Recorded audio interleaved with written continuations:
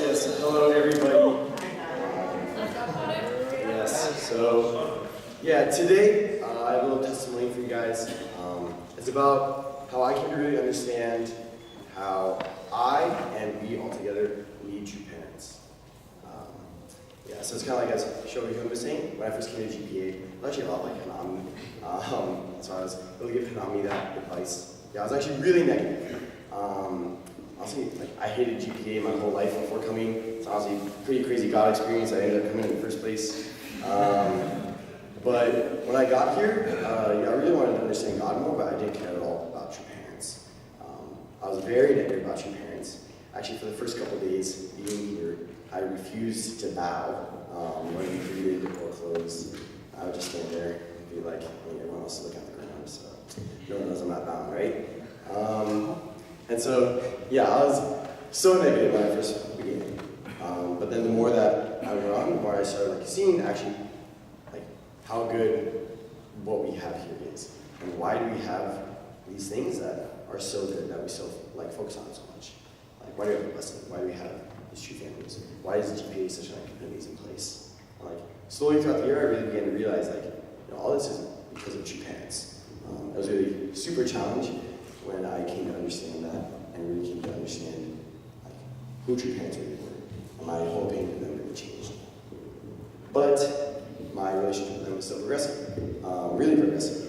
And something I was really focusing on in this condition was how I could try loving God and true parents more every single day than I did the previous day. That was my focus second condition as well. And how to love like true parents. So my internal goal was try to surrender to God's love. And so, yeah, what is God's love? In the Sensory Healing, there's this little section that talks about God's love is sitting by a creek with the pussy willows on a nice spring day, things like that. It's all very kind of vague and full of imagery, things like that. And it's very beautiful. But for me to really understand God's love and what God's love looks like, I need someone to look to. And so there's an experience that I had this past condition that really showed me who true parents are and what true parents' love really is. Because I kept saying all the time that I want to love my mentors, but I love other people with the love of true parents, with the love of God. And so there's one blitz. I drive to this gas station in this town, really cold out, and I'm so determined. I get out of the van. I'm I'm gonna love each person like God loves them.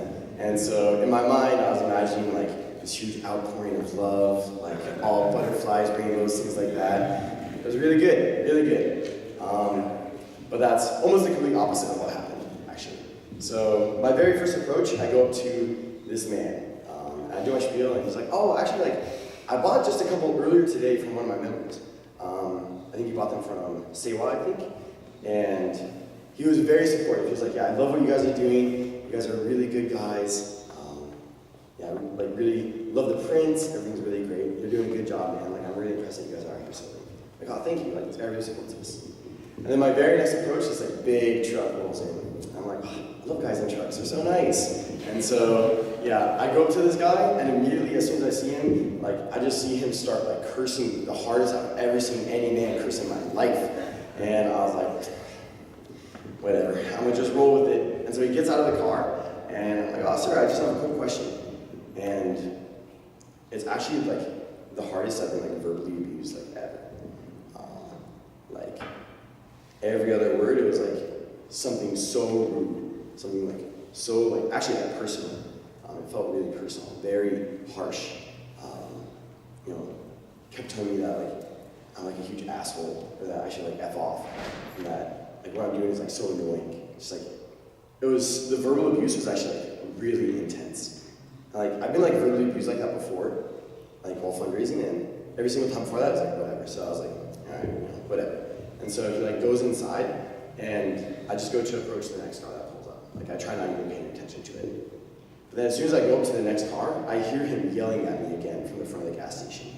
This time he pulls out an employee, and the verbal abuse is even worse. Even worse because now it's coming from two sources, from him and that guy. And they're just walking towards me, and immediately I just start trying to apologize to the car that I was approaching. I'm sorry that this is happening. I'm not doing anything wrong, I'm just doing fundraising in my church's youth group. And they all come up to me, and the verbal abuse just keeps coming. Like, every time I try to say something, like, okay, I'm sorry, I'll leave. They keep saying, like, yeah, you have to leave right now, this is private property, like, get the F out of here. Like, what you're doing is wrong. You're a bad person. And, like, every other word, it was just, like, so harsh and so personal. And it was the first time that I ever really felt, like kind of hurt by the words. But what didn't, like, the words isn't what really hurt me. What really hurt me was I looked to the man that was so supportive. I looked to him for, like, some sort of support in that moment when I'm being, like, just hit from, like, multiple angles. Like, I expect to see him, like, try to stand up for me, because before that, he was, like, when I went into the gas station, he was very supportive. He was like, yeah, that dude, like, something's wrong with that dude. Like, I don't know what's wrong. Are you okay? But then when I look back, he's laughing. And he's laughing at me. He's laughing at what these guys are saying about me. And that's when my heart broke. And so I tried leaving with an apology, but the verbal abuse just keeps coming, so I just gave him my van. And I started driving away, and that's when the tears really started coming, because it hurt so bad. Like, yeah, I could take the verbal abuse, but seeing a person I trusted, or seeing a person that I thought supported me, just start laughing at me and, like, mocking me in the same way, that's what really hurt my heart. And so, in that moment, I had the choice. I could have either really felt sorry for myself, or I could go to what I learned is what we're supposed to do from true parents, which is comfort God. Because all the times that your father was in Redmond prison, all the times he was being really tortured, had to load like 1,300 bags of fertilizer a day pretty much by himself, never thought once about his own suffering. Never thought once about the people mocking him. Never thought once about other second generation like me, who throughout my life growing up would mock you, or would insult your parents.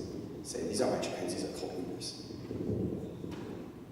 He never once blamed me. He never once blamed the people that, like, abused him so much. He never blamed the people that would kick him in the groin multiple times throughout the day.